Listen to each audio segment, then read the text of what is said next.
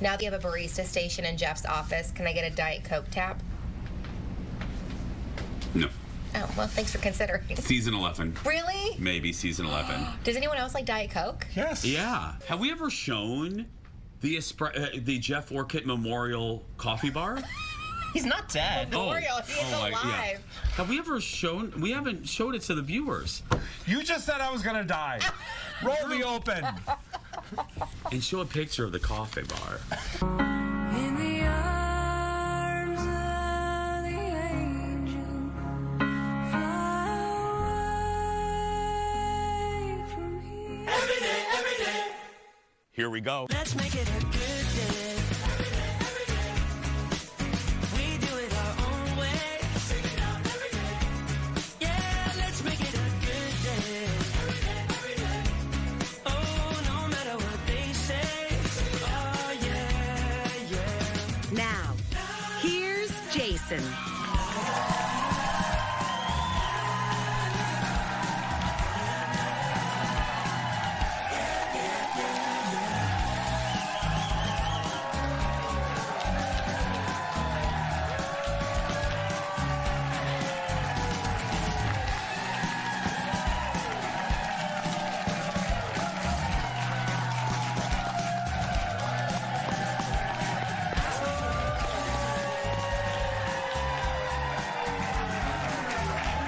Look how pretty you look. Hi, everybody. Hi, everybody. Again, I've been warning everybody, especially our new friends in Austin, Texas. These people right here, just know it's 32 below zero here in Minneapolis. That's right. Row 2 will thaw out by halfway through the show. They'll be fine, yeah. Let's get started. Welcome to the Jason Show. First up, a story you will not believe, or maybe you will. Let's go down to Florida, shall we? A woman in Florida is busted for drugs, and this is the bag police say she was carrying the illegal goods in. As you can see, the bag says, quote, "Definitely not a bag full of drugs." Yeah. Okay, but here... We are doomed as people. Anyway, here's the even crazier part. This is at least the third time this year someone with that bag has been arrested for drug possession. That's right. Yeah. And by the way, that bag is available on Etsy and Amazon. Wow. Yeah. That's right. I promise you, she does not have this bag. Give it up for Fallon, everybody.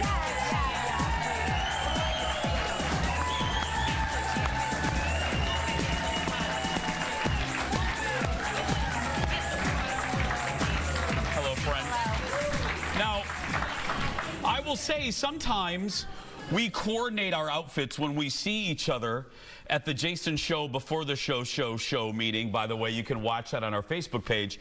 But I did not ask you today what color you were wearing, and I magically matched accidentally. You knew there was a brown vibe to my soul today. Yeah, a little brown. You look great. Thank you. You too. Is that new? It's everything I wear mostly is a rental. So yeah, it is new, but it's going back in a couple of days. It looks great. Thank you. Thanks. Appreciate it. I feel like we should get one of those bags for the Jason merch store, like our version, by the way. Yeah. Don't you think we should just like rip that off? And this is these are. I promise you, in this bag is not drugs. Yes, exactly. Yeah. I had my bag checked. We went through a couple airports during our vacation, and I had them checked. I was that guy. Really? And the reason, you're gonna laugh, I had I brought a microphone with me, like a little portable one, just in case I needed to do something. Yeah. Fallon and I both have radio shows, so I brought this microphone with a stand. Oh. And the stand, because it's heavy metal, freaked out the TSA every single time, so I had to take it out. And the one TSA guy looks at me and he goes, why are you bringing a microphone with you? And I said, oh, I have a radio show. And I start telling him, he goes, oh, I lost interest. Yeah, and he's like, yeah, just move on. You're not a criminal, move on. Okay. So, yeah. You're like, all right, great. I'm like, I'm good. Thanks. Thanks, by the way, yeah. It's so crazy that how cold it is actually here in the Twin Cities. Yeah, we weren't kidding. It's like negative 18, actually. They canceled school. And I mean, I'm from Indiana, and we would have snow days, but never, I don't think in the history of my life was school closed due to it being so cold. We are both from Indiana. I'm with you. I'm from Northwest Indiana. Never. We would get lake effect snow. Hello, Chicago. But never. It's crazy. It is. My car, I went to turn it on, literally flipped me off. It was like, nah. Not happening today. On the monitor, it was just a middle finger symbol. It's like, no, we're good. We're staying in here. I'm not moving. So all of you watching in warmer climates, we're very envious right now. So all of you. But it was snowing in Texas today, I read. Oh. It was, and New Orleans. There's a winter advisory in New Orleans. That's crazy. It's crazy. That is nuts. My mom's old town of Lake Charles has a winter advisory. Oh. It's crazy. Anyway, let's get started, everybody. It's time for the hot dish. Roll it, Leo. Here we go. Woo! By the way, we should acknowledge our show was preempted yesterday for the inauguration. So probably if you're watching us in Austin, Texas, this is kind of the first episode. So hello, Austin, Texas. Fox 7. Yeah. Every day we start with a roundup of hot topics. We call it Hot Dish because, well, that's what we eat here. First up, a little too intense. That's how some people are feeling after seeing the upcoming Mission Impossible. I think it's like 10 or 11 or something. This is not a joke. Look at this. Check out the headline from People magazine. The director says, audience member almost had a heart attack during an action sequence. The director of Mission Impossible, The Final Reckoning, and well, it was almost the final reckoning for that person, is speaking out after early screenings of the Tom Cruise movie. Christopher McQuarrie says an audience member told him they felt like they were suffocating through an entire scene of this movie. Now, it's not clear which scene the dude's referring to, but in the teaser, and we're just doing some research here, Tom Cruise dives underwater to get into a submarine, and he's flying a plane.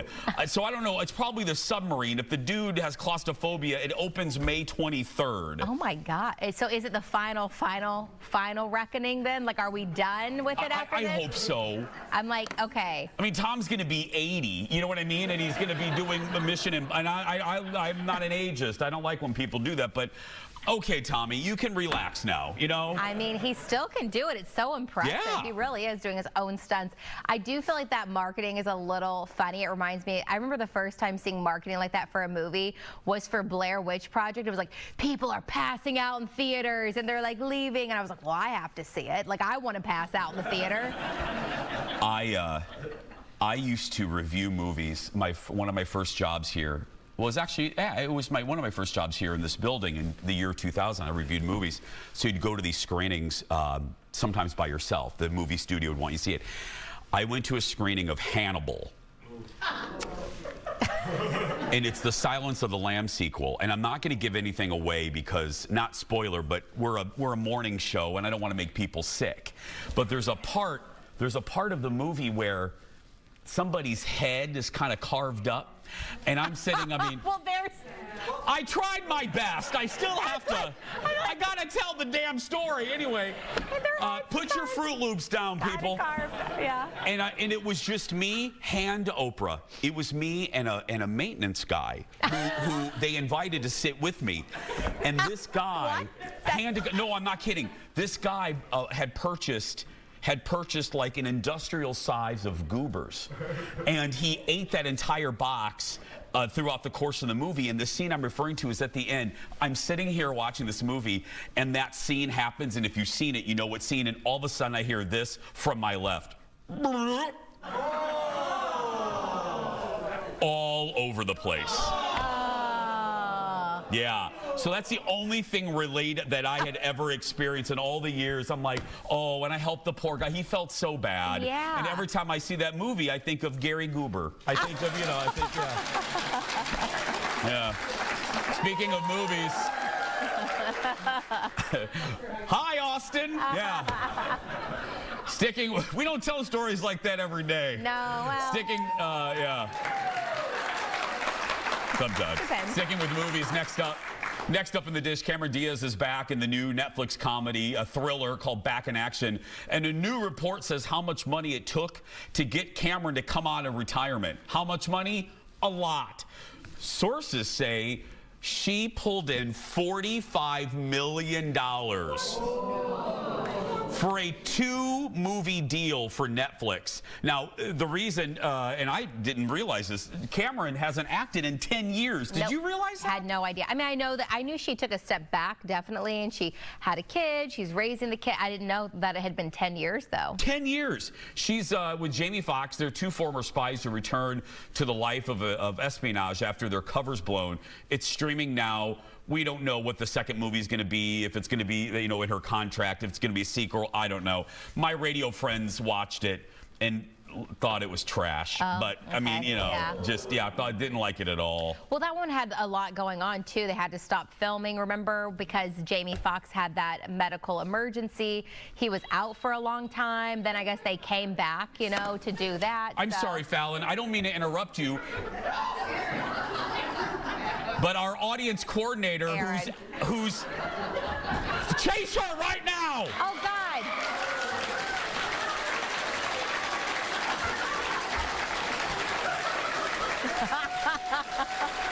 Her phone just went off. Her phone just went off, and it's literally part of her job to tell these people to turn off their phones. Aaron, look at that camera right there. Tell the folks where you're heading right now, Aaron. I'm going to the naughty window. That's right. Sean, take a shot of the naughty window up there. That's where we put naughty people.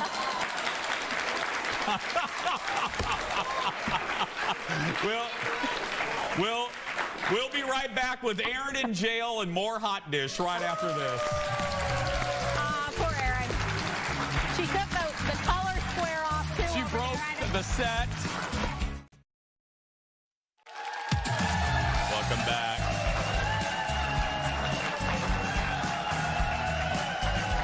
More Hotdish coming your way.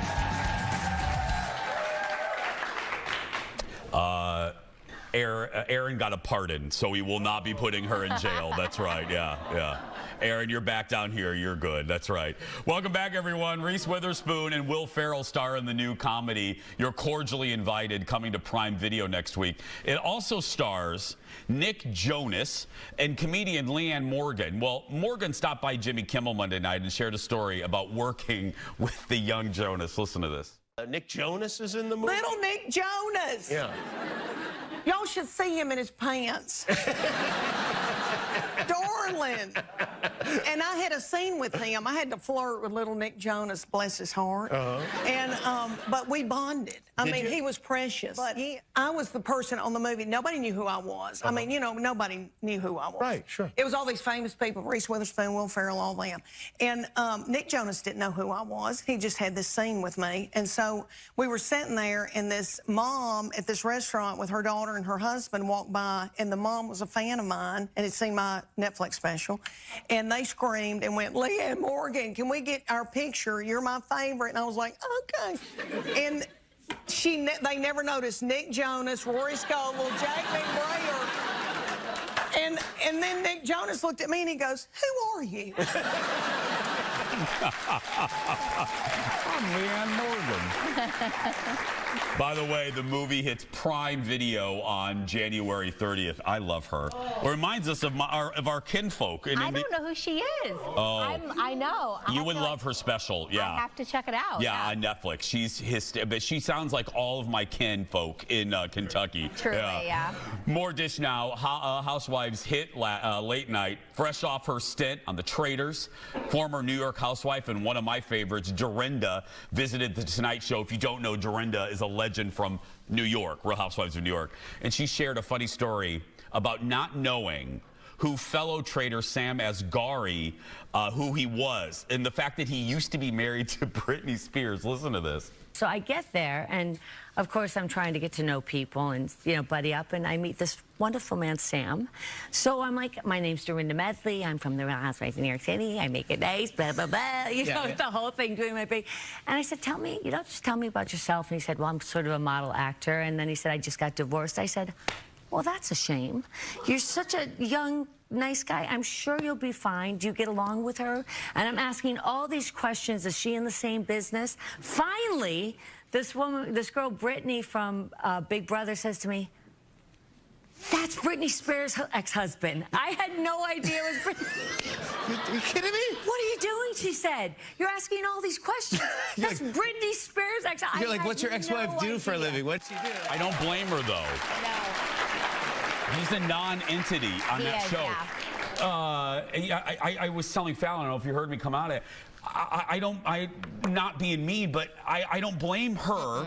He's a non-entity on that show. It's like he doesn't say anything. It's like watching a stapler. You know, it's just, he's just there. Well, also, unless you're like a huge Britney A very Spears, good-looking stapler, but yeah. But I'm like, unless you're a huge Britney Spears fan, you wouldn't know that. I've done things like that before with like celebrities on certain levels where I had no idea who they were. I rode an elevator with these guys at the radio station I work for, and we have multiple radio stations in our building, and I was like, they were dressed in like sweats, and I was like, oh, are you guys new interns or whatever? And they were like, no, they were Minnesota Vikings players, and I guess by their height and size I should have guessed they were, but they were so young, and they were dressed like were in college. They looked like they did not put any energy, and I was like, cool, all right, bye. And then I found out later they were important players, and I was embarrassing to the company. I don't know, you know, but I wouldn't know. You and I would be no the idea. same. Not a sport ball person, and so it does happen. It does happen. Say, yeah, if you don't know, you can't know every celebrity or husband or whatever. Dorinda also told Jimmy work is underway on a new reality show for her based on her famous home in Vermont called Bluestone Manor. And again, I'm a giant Roni fan, and I want to spend the night in Bluestone Manor. It's in the Berkshires. I love it. Yeah. Next up, it was peak trash TV, and it brought in millions of viewers every day. Now, a new limited docuseries looks into the craziness behind the Jerry Springer Show. We were this little band of crazy people just trying to survive the week. All I had to do was convince him, let's make it wild. A variety show and a weekly magazine compare the fights to pro wrestling. Teeth were knocked out. It really was the modern version of the Roman Coliseum. Springer's the first talk show host ever to knock Oprah Winfrey off her throne as the queen of daytime talk. He became a cultural icon. I want the show to demonstrate outrageousness, yes. Yeah. So it's called Jerry Springer Fights Camera Action. It talks to some of the producers, the executive producer, guests, and crew that worked on the Jerry Springer Show. I got to, I watched both episodes last night. Having lived through this, having grown up in Chicagoland, which was the epicenter of talk shows in the 90s, the Jerry Springer Show, Jenny Jones, both shot in the same building in the NBC Tower there in Chicago. Hello, Chicago. This was, again, even though I lived through this, it reminded me, I learned so many things. First, you know, Jerry Springer, the Jerry Springer Show, didn't start out how it ended. It started out when Jerry got a show, it was like a more boring, it was a very boring Donahue. They covered, he wanted to cover serious topics. He wanted to do good, and the ratings were plummeting. So that new executive producer came in right there, that guy, who was in charge of writing tabloid headlines. And he was the one that turned the Jerry Springer Show into what it was. One of the lines in the show basically sums it up. A lot of stations had put the Jerry Springer Show on at 2:30 in the morning, which is, you know, not great. And he goes, look, if they're going to put us on at 2:30 in the morning, we're going to give them a 2:30 in the morning show. So they started putting strippers, and they started putting outrageous things in there. And he did something, and as a TV guy, I appreciate, executive producer Jeff and I talked about it. He's like, as people are flipping through, and then, look, I didn't like the show, but I'm like, tip of the hat. Remember how on the Jerry Springer show, if you looked in the bottom, this is called a bug right here, my name, this is called a bug. It said Jerry Springer, and it always had the topic of the show, always. So if you were flipping through it, it was like, you know, two-headed hookers. You're like, oh my God, I gotta see the two-headed hooker. You know what I mean? And then you would stop. Ingenious. I mean, ingenious. Now the dark side is, the more the fights happened, the ratings went up, and the more they had to feed the machine. So things got more and more outrageous until it led to murder. And that sounds like a cheesy promo line, but there really was a woman who was killed, I believe the day the show aired that she was on. Her ex-husband murdered her. Oh, wow. They were on the Jerry Springer show, him, her, and his lover. And he ended up getting mad at her. I won't go into it. They do it. And he brutally murdered her. And so the debate still rages. The show says they're not responsible. But are they? Are they? I mean, to me, this is my opinion. They poured gas onto an outrageous situation to begin with. And they talked to the guy's, the woman's son.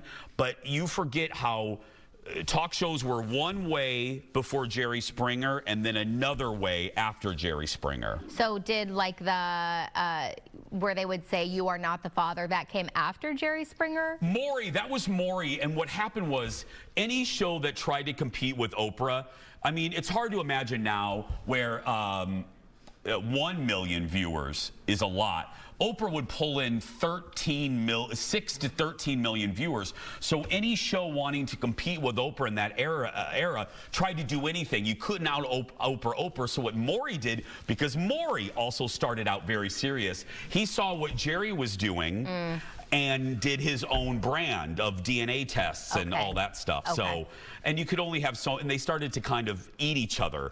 You could only, Jenny Jones, and they all started doing Ricky Lake. And then Oprah, you know, was #1 the whole time. You can watch Jerry Springer right now, 2 parts on Netflix. Up next, pretty good. Dark, but good. Up next, the secret game show Past Exposed. Saturday Night Live's Colin Jost is currently hosting the new game show, Pop Culture Jeopardy. But you may not realize Colin was a contestant on a show many years ago. Fallon dug up the clip when Colin was on The Tonight Show Monday night. Look at this. I was on a college episode of The Weakest Link. I don't know if you guys recall The Weakest Link. Of course. Yes, I was on that show. Were you nervous? Do you remember being... I was extremely nervous. I'd never been... It was in Los Angeles. I'd never been to Los Angeles before. I'd never been on any sort of show. And I was there, and I wouldn't say that I did great on the show. No, that's not... I'm sure that's not true. You're a very intelligent guy. I mean, I wish there was video of it.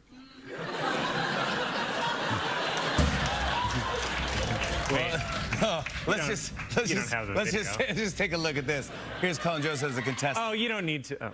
Colin, in the Northern Hemisphere, the month of August falls in which of the 4 seasons? Fall. No, summer.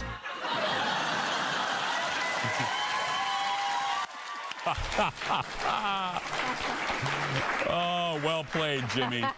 Colin says he ended up winning $5,000 on the show, but spent it all on beer and wine. Okay, that's with other contestants. That's a very college thing to do. At that age. Yeah. Have you ever been? We're legit friends, but I don't know. Have you ever been on a game show? No. Other than this, have you ever been on a TV show? No? Well, I've been on diners, drive-ins, and dives, but I've never been on another, like a game show or anything. Yeah. Have you? Yeah, I've been on diners, drive-ins, and dives, the Smack Shack episode, and I was on an episode of Jenny Jones. I got cut, and the episode was, Leo, take camera 5, I'm gay and my family doesn't know.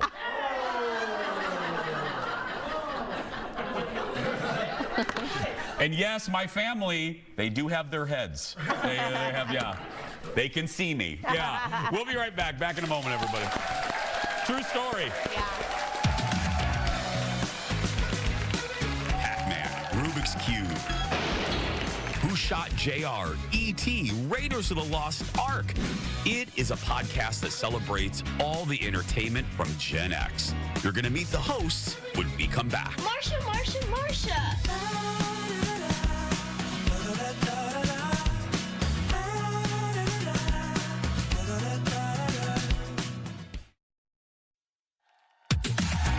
Welcome back, everybody. Welcome back.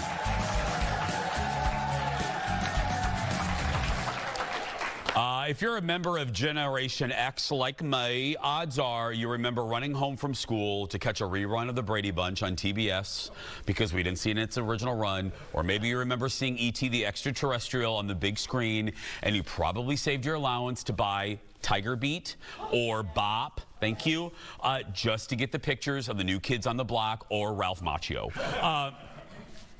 The Pop Culture Preservation Society is all about remembering and celebrating moments from the Gen X youth. Give it up for the hosts of the podcast, Kristen, Carolyn, and Michelle, everybody. Hi, Jason. How are you? We're so excited. You're so sweet. Welcome, welcome, welcome. Hello. Oh. First of all, let me compliment you. What a great idea for a podcast. Oh, I mean, seriously, anytime we talk about anything from Generation X, I go, oh, this is going to resonate, because I don't mean to play, I'm not biased or anything, but I think we grew up in a really great era of entertainment. We really did. Don't you think? Vastly different from what is happening today. Vastly different. Yeah. Also, think about it. It's Generation X, but it's the Big Wheel generation, Star Wars generation, Free to Be You and Me generation, Little House on the Prairie generation, Pac-Man generation. Yeah. We could go on and on and on. You forgot the most important. Dallas generation. There we go. Yeah. Last week we talked about it on the show. Okay, let's start. Let me start there, because for our new viewers in Austin or in Detroit, we're new too.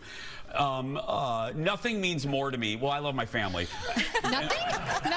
And then my dogs, and then Dallas and Knots Landing. I mean, yeah. It's true. Vodka soda's in there somewhere too, but you guys did a whole episode on primetime soaps.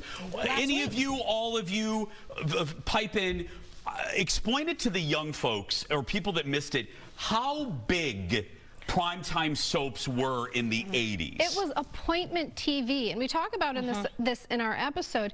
9 o'clock on Thursday night was when my entire family, all of the Nilsons, sat down together in front of our one TV to watch Knots Landing. Knots Landing, those people were our neighbors. Yes. They were our neighbors. Crazy poor Val was our neighbor. Yes.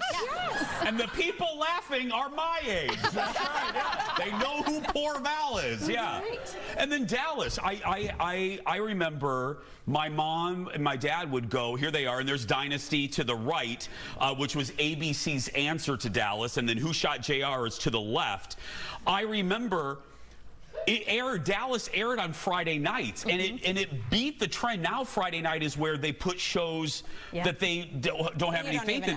People would not go out on dates before Dallas was over. I was certain that I wanted them to cancel school that day, because I thought, what are we going to do on that? We all know we're going home today to find out who shot JR. I don't think we should be in social studies right now. Yeah, I'm with you. Right? I was 8 years old watching Dallas every week with my mom, and that was okay. It was. I know. It was like, yes, of course you're watching Dallas with me, and it wasn't shocking or too much for me. I loved it. Oh, I have a little diary that I should bring in, and I wrote not about my life, not about my dad, not about my grandma. It's a plot rundown of Dallas, of like, well, today Pam got kidnapped, and and I'm like, okay. Connected but also separate, another big movie in the 80s, and you all will clap if you remember, Blue Lagoon, and with Brooke Shields, Yes. My favorite, I was obsessed. You guys are buddy-buddy now with Christopher Atkins. We are. Yeah. He calls us Charlie's Angels. Look at that. I met him in April, and I thought to myself, he still looks great. He looks amazing. And the nicest guy, Jason. Very boyish. Yes. And I remember when we met him, there was a situation that happened that I was like, I'm gonna go save Christopher Atkins, and I went in and I pretended there was a big problem. Christopher, come with me quickly.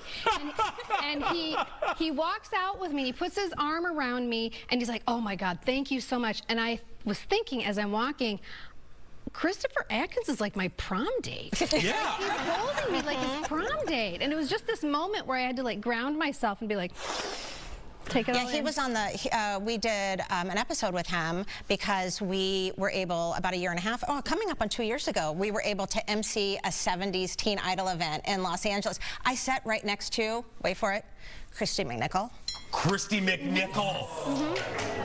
She was all, yeah, I know. She was our girl crush. Yeah. And I will tell you, Jason, she is the nicest, most humble person you've ever met. But anyway, Christopher Atkins was there, and we had talked to him maybe a month before. And when he saw us, it was like seeing old friends. So that's one thing that's so great. These stars that we idolized, we are discovering they're people just like us. Yeah. But they're so sweet and nice and grateful for what we gave them. When I met Christopher Atkins, and I want to hear about Little House, and then we'll take a break. I met Christopher Atkins, and like every kid in the 80s, you had a crush on him.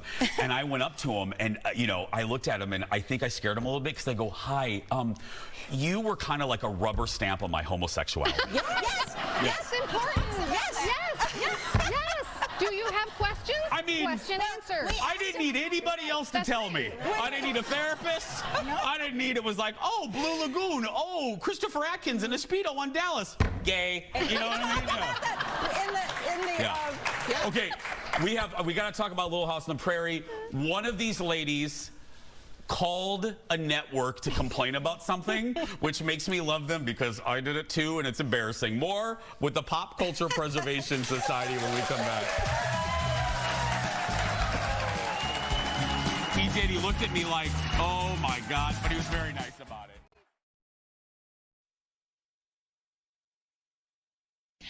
Well, all I hear all day long at school is how great Marcia is at this, or how wonderful Marcia did that. Marcia, Marcia, Marcia. I know, Jan. I know. Who can forget that iconic scene from the Brady Bunch? I'm joined again by the three hosts of Pop Culture Preservation Society, the podcast. Find it wherever you get your podcast. It was one of those things where I said it, I missed it in its original run, but it was, and I think now every generation kind of has a Brady Bunch. Oh, yeah. We had Brady Bunch, then Full House was the next generation's. What was it about that show? Oh. Well, every day helps. I mean, Every day. For your entire childhood. Right, because every single we day. also watched it in syndication. Yeah. And they were our brothers and sisters. Yeah, and oh my gosh, we're looking at pictures. Did you guys go to the Brady house? Yes. Just September, just a few months ago, we did. It was, I don't know if any of you watched, but HGTV a few years ago remodeled the interior of that house to be exactly like the Brady Bunch house. How could you not? And we were so fortunate to be able to visit it, and it is amazing. Meticulous. It is meticulous. It is curated down to the smallest items from different episodes. It's wonderful, and we crossed that threshold, and we were, well, I was 59 and 10 at the exact same moment. It's like those two people came together, and it was so special, and it was like walking into an episode of the show. I mean, you expected, you know, Greg to come out in his orange hair, or, you know, Marcia with her nose. Jerry Seinfeld had a great line in a documentary about Johnny Carson. He said, when you're on that show, it's like opening up your TV and stepping in. So I would imagine that's like what it was like, stepping in. It was overwhelming. Yeah. We did a wrap-up episode after we got back from California on the podcast, and we talked about that, like, there's a handful of houses you know really well. I moved around a ton as a child, so, you know, maybe it's the house I lived in the most or whatever. But for me, the safest place to land is that Brady Bunch house. Yes. And so to be able to walk in, it was really emotional. Yeah. You know that house and it wasn't better than any other house. I knew it better than my house. That's what we said. And we had to keep remembering that that wasn't the set. Where, like, they didn't really live there, but every time we'd think that, we'd all go, no, shh, shh, shh. They did, they did, they totally did. Other than our taste in entertainment, Carolyn, you and I have something in common. I'll tell my guest first. You wrote a strongly worded email. What was a letter? An email back there, yeah, a letter. Yeah, a real letter with paper and pencil. To CBS? To CBS. Because, why? Well, word on the street was that the Waltons might be getting canceled. And that was not good news for me. And so my mom was like, well, write to CBS and tell them that they shouldn't cancel the Waltons. And so, lo and behold, you have me to thank for the fact that the Waltons did not get canceled. Probably lasted another season or two. Yeah. It's my dad's favorite show right now. Yeah. 70s, yeah. And when it was still the real John Boy. Yeah, not the real, not the, yeah, not the fake, the one. I embarrassingly, I'll keep this short. Oh God. The season finale of Dallas was always a very big deal. It was a cliffhanger, and they interrupted it. CBS News interrupted it for the Tiananmen Square. And they cut off half of the season finale, and I called them. Good for you. I found the number, and I was like, "Excuse me, this was the finale." And I go, "I get this is a history-making thing, but could you have waited until Falcon Crest came on?" Like, you know, no joke. They put the scenes they cut. They ran them the next week before a horrible Tom Selleck movie. Yeah. Because of you. Because of me. Yeah, that's right. Yeah. Really quick. Oh, we have 30. Okay, 30 seconds. Take it. Little House on the Prairie. Okay, our very first interview we ever did, we're brand new podcasters, and we just stick our necks out, and we're like, what if we called Ma Ingalls and asked her to be on the podcast? And she said yes, and we all thought we were going to throw up. We were just like... We were sniffing lavender. It truly was. But before we had candles lit, we were so... It was Ma Ingalls. She's everybody's mother. Everybody's mother. Yes, she was lovely. And then it gets better. And then Melissa Gilbert. And Melissa Gilbert, that was a picture twice. there. We have twice. She's been on. Now we're very friendly with her. We can send her a DM, and she's like, hey, because she's so nice. She's so real. So real. And yeah, we have to pinch ourselves a lot that this has happened. Yeah. You can listen to the Pop Culture Preservation Society right now, but they're sticking around because we're going to have, and Fallon's going to host this because she's younger than all of us, a Gen X pop culture quiz when we come back. Back in a moment. She knew none of the answers. She did. Let's make it a good day.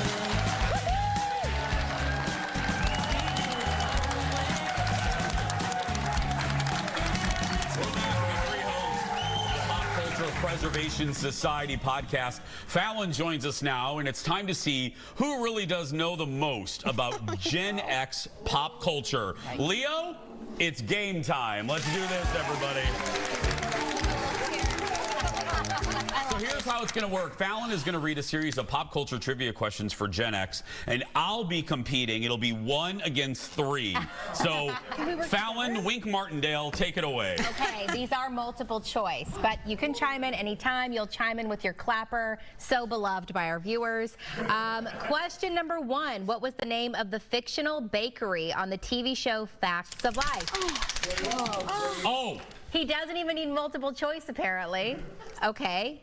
Do you want to answer? Or do you want me to give you multiple choice? I don't need a multiple. It's Edna's Edibles. Yes. It has different meanings today. And then it turned into Over Our Heads, the gift shop. That's right. I was out there. Okay. No follow-up on that one, but thank you. Question 2. Which Brat Pack movie is the first movie to get a PG-13 rating? A, Young Guns, B, St. Elmo's Fire, C, Pretty in Pink, or D, Red Dawn? I'm going to go with you. Pretty in Pink. You can't ask us? Yes, yeah, you guys are working together. Yeah. Pretty in Pink. Not Pretty in Pink. What are my choices again? You have Young Guns, St. Elmo's Fire, or Red Dawn. Young Guns. Incorrect. I was thinking St. Elmo's Fire. Incorrect. Well, the final one, Red Dawn, is the correct answer. Really? Oh, we got to, BB, check that research on that one. Yeah, okay. Okay, now it's time for a big conversation about what is a Brat Pack movie. We could go down that rabbit hole. That's true. That's a whole other episode. Yeah. That's an episode. We did one, yeah, okay. Question number 3, where did the first season of MTV's The Real World take place? Oh, this is a little later. A, Los Angeles, B, New York City, C, Philadelphia, or D, San Francisco? Yes. San Francisco. Not San Francisco. Jason? New York. Yes. That's late. Wait, what's the year on that? I do not know the year. Jeff, do you know the year? 1992. Year we graduated, yeah. We're too old for that. Yeah, 92, yeah. Which brand dropped its ad campaign with Madonna following the uproar over her... I think actually Jason might have gotten that one.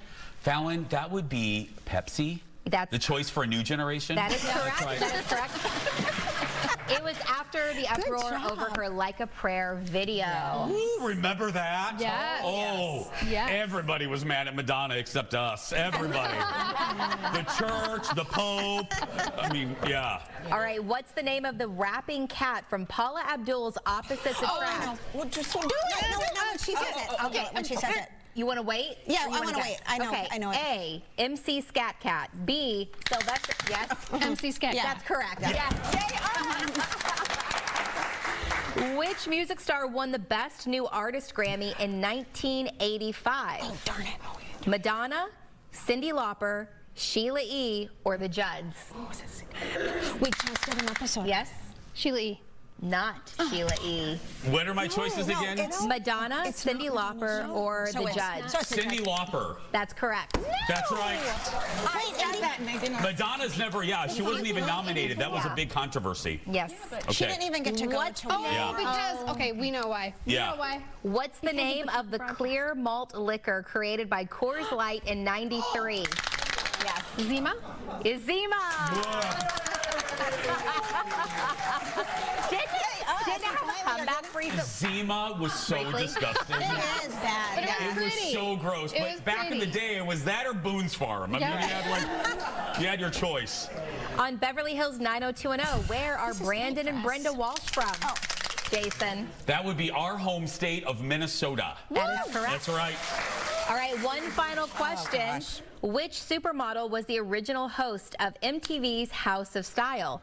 Naomi Campbell, Linda Evangelista, Cindy Crawford, or Christy Turlington? Jason? Cindy Crawford. That's correct. That's right. The first one. Jason, good job.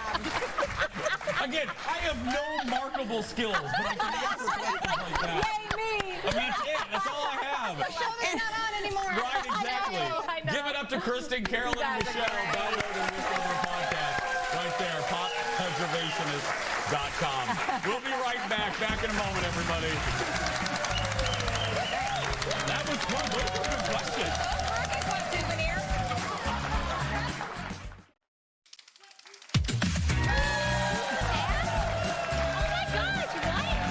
The pit, the guy with the old man, they want him on the ventilator.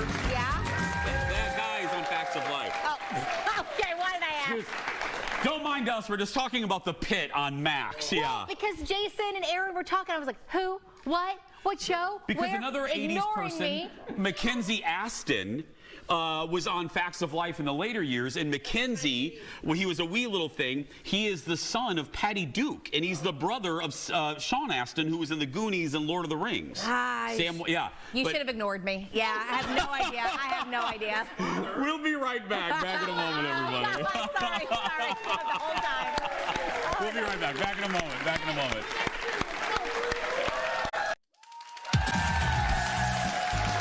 I didn't need Bjorn to reveal that date.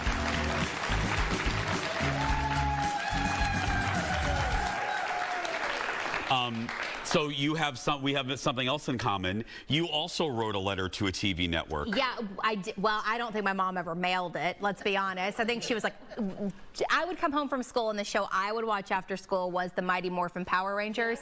And, you know, they removed cast members and they got rid of Kimberly, the pink Power Ranger, and I was destroyed. And I wrote a letter to the company and my mom was like, oh my God, like, yeah, I'll get her in the mail. I'm sure they'll bring her back immediately. And I was like, okay.